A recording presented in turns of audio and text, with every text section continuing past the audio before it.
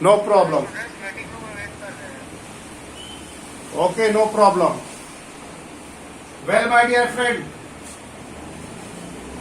it's a very sorry thing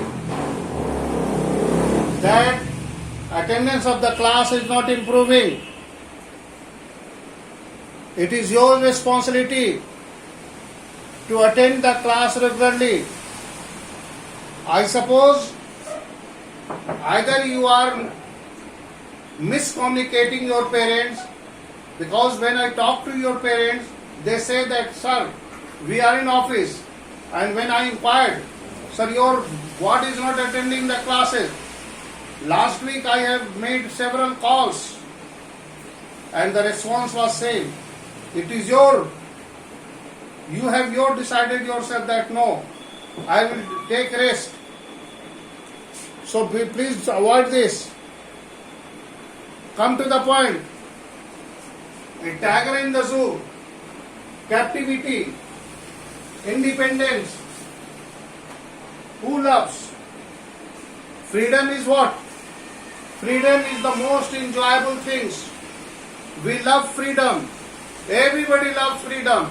Animals, birds, insects, and above all the human being.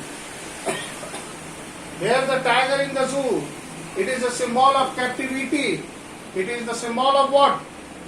Dependent. The zoo, you see, if a tiger is kept in the zoo, he is captivated, he is in prison, he is in captivity, he is in prison. Symbolizes what?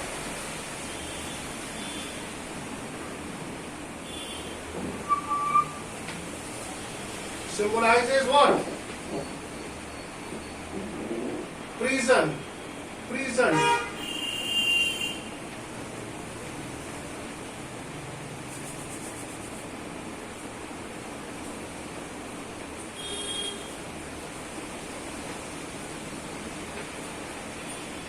Imprisoned. He is captivated. Captured and put in. Captured and put behind the bar.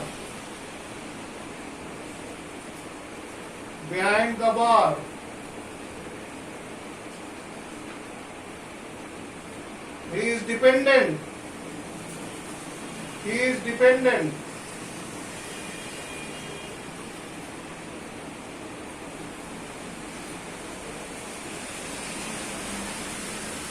Here you see.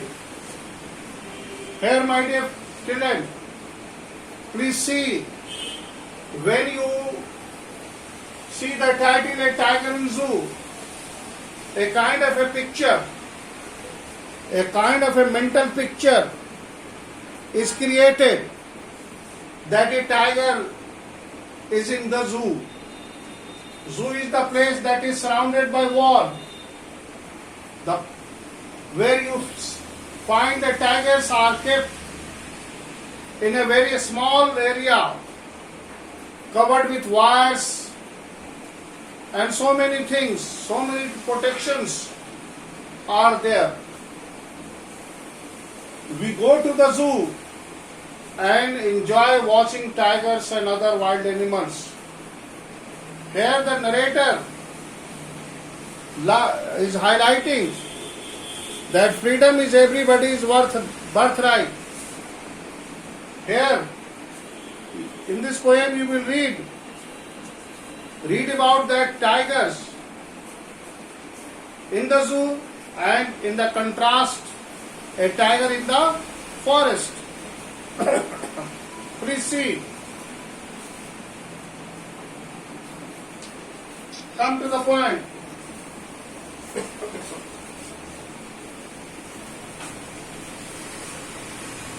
Number 1, you have noted down. Number 2, please note it down.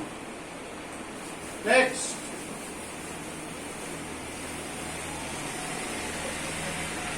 The present poem, please note it down. The present poem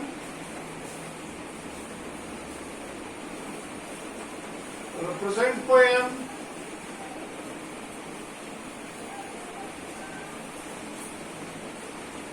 is a comparison, is a contrast, is a contrast, a tiger, present poem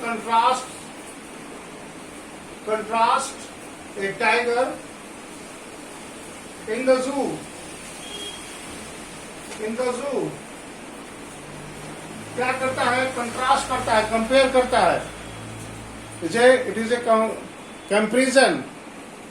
comparison of a tiger in the zoo or a tiger in the forest. Contrast a tiger in the zoo with the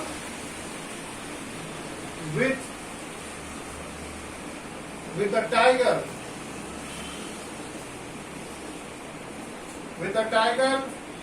in its natural habitat.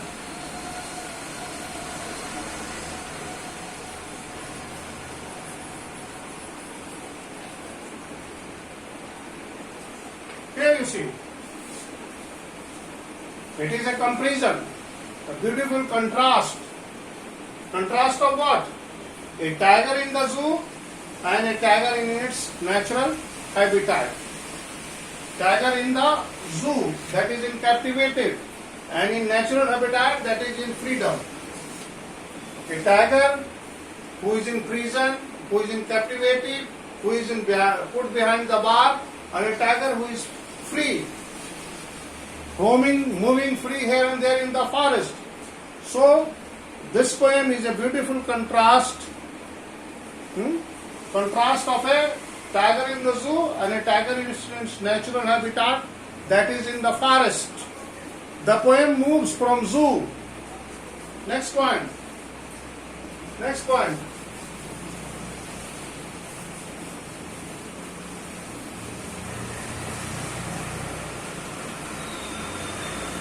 The poem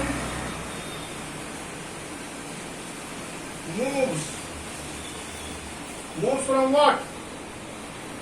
Moves from zoo.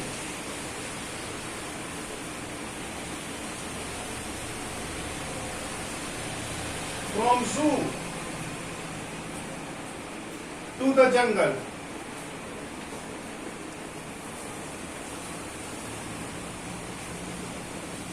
जू से पहुंचकर कविता कहाँ पहुंचती है?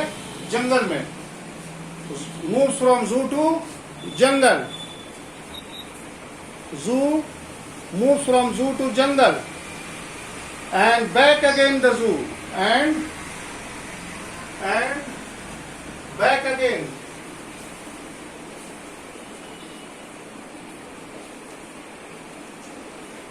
And back again.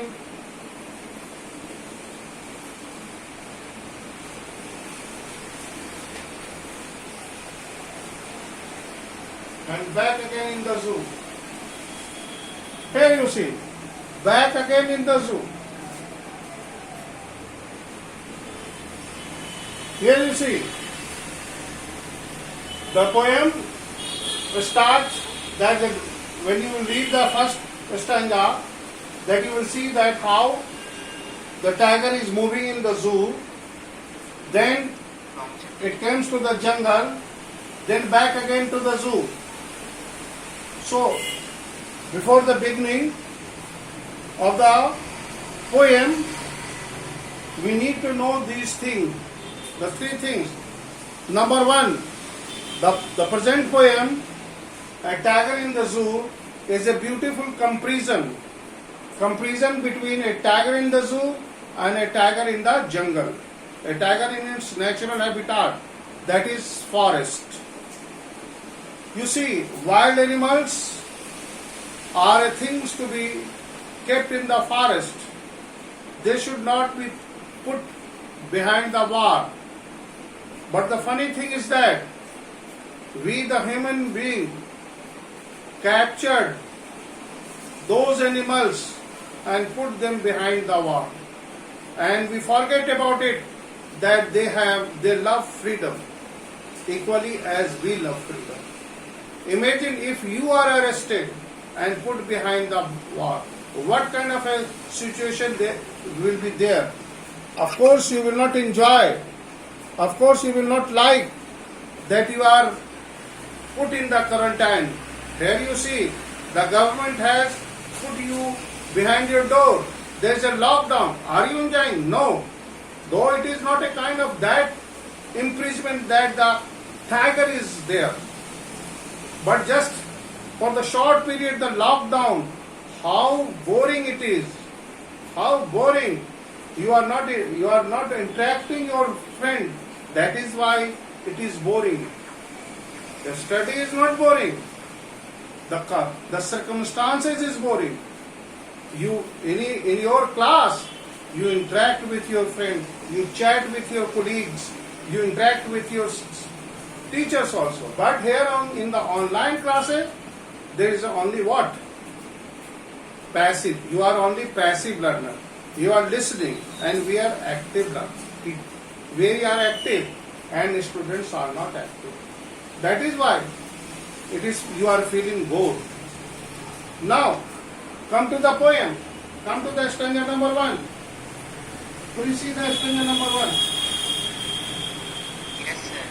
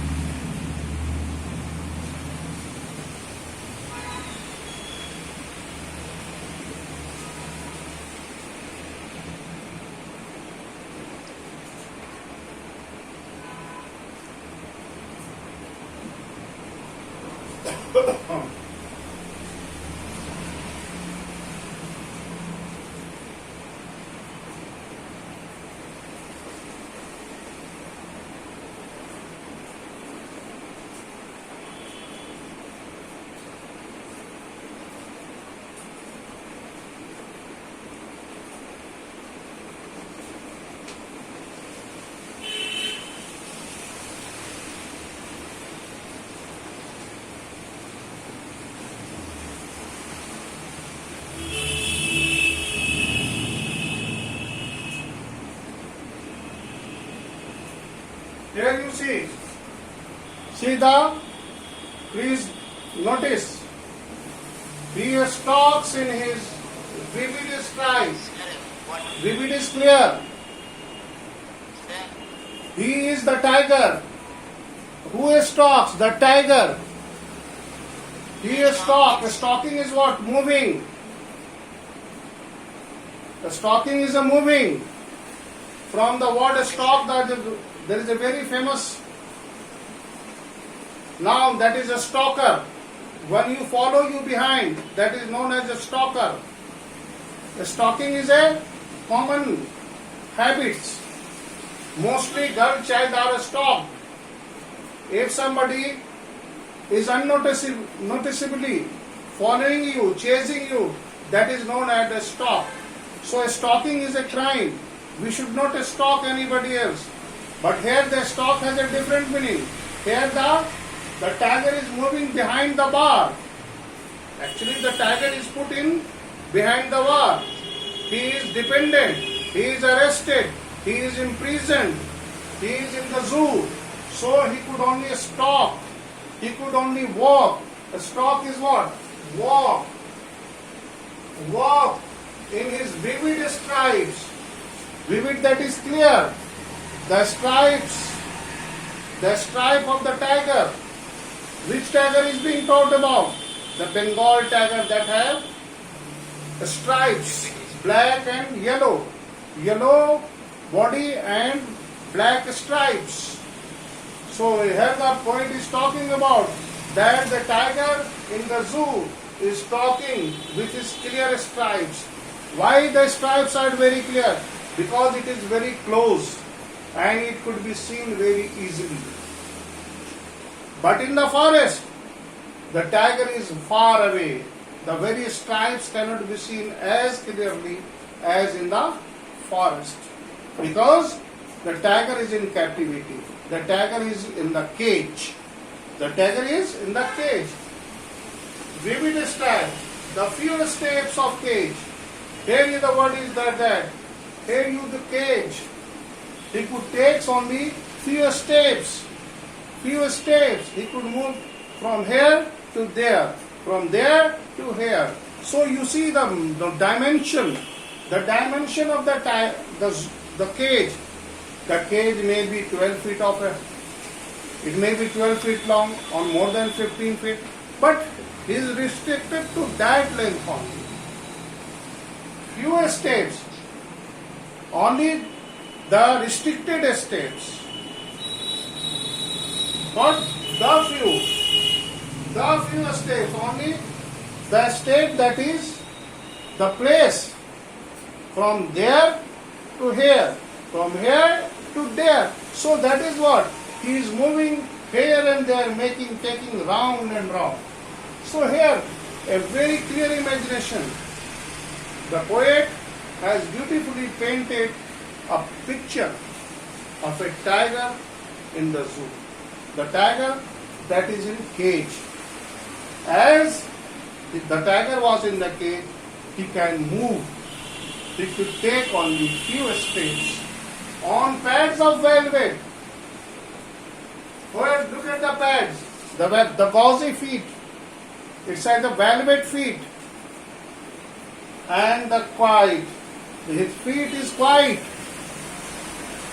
As it was moving as it could take a few steps, so it could move quietly. Quiet means silently. And in his quiet rage. Why he was quiet? Rage is anger. Why his anger is being quietened? His anger is being quietened because he knows it very well that his freedom is being checked. He is not allowed. The shouting, the roaring is not going to help. You see, when you are captivated, even if the more frustration, shouting, annoyance, these things are not going to help you. You cannot go out of your home because there is restriction. So here the restriction was not liked by the tiger. And though and in his quiet rage, his anger was quietened. He has realized that he is not free. That is why he is not able, though he tries to raise his voice, to roar, but there was no use of it. So there was no use of it. So he could take only the few steps. So here you have seen, please, here you have seen that how the tigers are in the cage. The tiger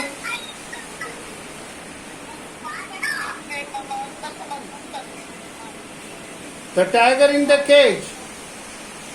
The tiger in the cage is captivated. He is arrested. He is in the cage. He could walk with his vivid stripes, but he could take only few steps. On the paddy, cage on the steps of cage on pads of velvet. Velvet. Why it is the velvet called? Soft. Velvet, soft. Quiet. Now on is the quiet rage. Now come to the next.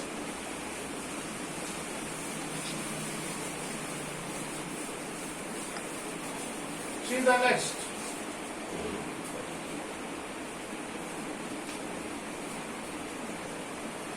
You should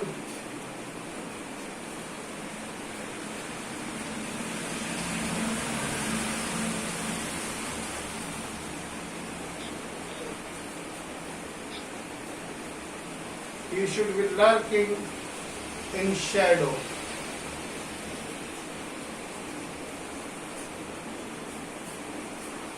Sliding.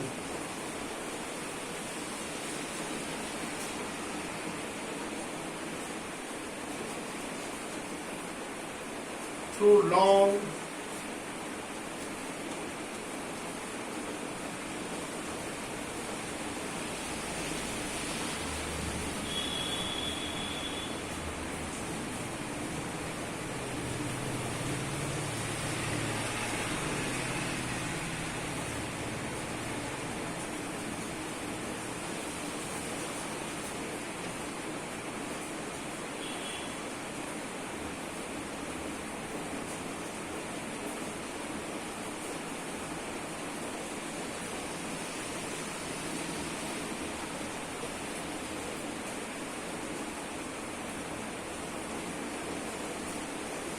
here. Now see, in the above stanza, in the first stanza you have seen that the tiger was in the zoo. In the zoo, his freedom is checked. He is put in the cage, and into that cage he could take only few steps. Though he is angry, but he is quiet. Why he was quiet? Because he has realized that roaring, shouting, or any agitation is not going to make him free. Here the helpless condition of a tiger is beautifully presented by the poet. Here you have understood, you may think that how bitter the captivity is, how bitter the dependence is. Here you know, you are free. Freedom is everybody's birthright. What is what? Everybody is born free, but we are in chain. Chain is what? Chain is what? It is a symbol of captivity. As in the very first stanza, the poet has clearly painted a very beautiful picture of a tiger in the zoo. In the zoo, the tiger is helpless. He is behind the cage, and in that cage, he could take only the few steps. Though he is angry, but he has quieted. How? With the passage of the time. With the passage of the time, his anger is being quieted. Because he has realized, he has understood that any anger, sign of any anger, roaring is not going to make him free. He might have roared a lot, but there was no use. Just imagine that you are put behind a bar. You are weeping, you are shouting, you are doing anything to make you free. But when you are not free, or when your all effort went in vain, what do you will? You will be quiet. You will only just quiet and behave abnormally. So here it is. He was taking only the few steps. Now come to the second part. Second stanza. Here you see in the second stanza, he should be lurking. The suggestion, the poet is a lover of natural. He loves freedom.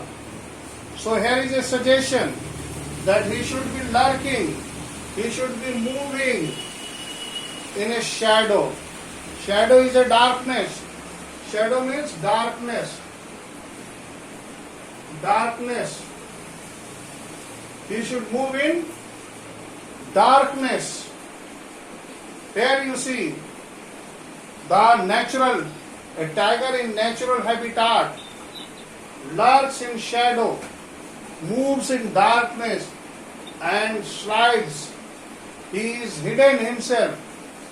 The tiger is hiding and was waiting for its prey. and was waiting for its prey, the plump deer will come and it will attack. He is waiting for his food, so he should be there, lurking in short, just moving in the shadow, in the darkness, unnoticed.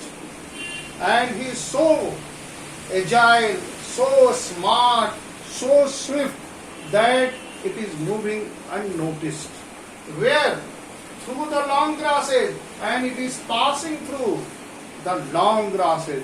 He waited there, and as soon as he saw the deer over there who comes to quench its thirst near the water hole, it strides and jump and devour it. Strides, jump and devour. पकड़ता है और उसको निगलता. So this is what. Here you see, strides through long grasses, unnoticed, near the water hole, where it was hiding. It was lurking in the shadow, darkness, in the long grasses, and suddenly it strides. If you strides, you jump fastly. Where? Near the water hole. The water hole is the place where the plump deer passes, come to quench its thirst. So here you see how the tiger is waiting for its prey, waiting for its food. It's very natural. Here you see what a tiger should do. A tiger in the forest moves very smartly, unnoticed, and he goes close to that water hole where the plump deer, where the deer comes to quench its thirst, and when it comes, it is hiding and jump and catches the deer and takes away with him for its food. So here you see that how beautifully the narrator, here in the two paragraphs. In first paragraph, the tiger was in the zoo. Now it is in the second paragraph, the tiger is in the forest, in the jungle. It is in the jungle. Here you see. Here this is the tiger is here, the tiger is in the jungle. So you could just see the contrast. Here it is lurking in shadow. There it was moving in vivid. Lurking in shadow, darkness. See the word darkness, shadow में वो घूम रहा. Where is in the first paragraph? It is moving. Here you see few steps, a stalk in vivid stripes. There is no shadow. It is lurking. It is moving in a vivid but a clear stripes. Here you see the difference. See the contrast. See the contrast. The first line, he stalks in the vivid. There he should be lurking in shadow. See, shadow that is a darkness. It is moving. Moving in what? It is walking in what? Shadow, in darkness. Then this is the contrast. Then come to the second line. Striding through the long grasses. Here you can see the few steps of his age. It could not slide. It could not jump. It could take only the few steps in the cave. So here this is the beautiful comparison. पिंजरे में वो कुछ पैरों को ले सकता है. He could walk only few steps, restricted steps. But here you see, he could slide through the long grass. Why? So that he could hide himself. So see the contrast. Near the water hole, where the plump deer passes, and it attacks, passes right through the long grasses, and white-flagged jump, immediately jump to the deer that it came to the water hole to quench his thirst. So here in the 2nd stanza, you have seen that how the tiger is moving in the forest. Now it is your turn. If you have any problem, please ask. Then I will move forward. Make it interesting. Come on. Say something. Please, anybody? We should be lurking in the shadows, sliding through Very good. grass every quarter, Very good.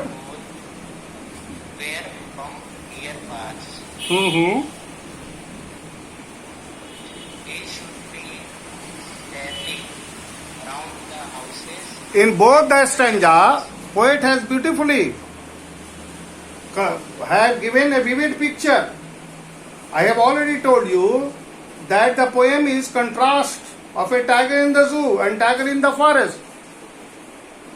In the first paragraph, in the first stanza, the tiger is in the zoo, where he could weave moves with his vivid strides. He could take only few steps. And where is in the forest, it lurks in shadow, darkness, slides through the long grasses and attacks the deer, plump deer, the fat. Plump is fat. So here you see, look at the contrast and you can make your guess what a beautiful contrast that the poet has made. So if you have any doubt, please ask.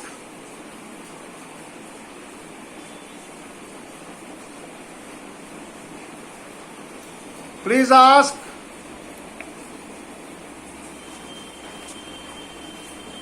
Hello, पूछिए जल्दी से.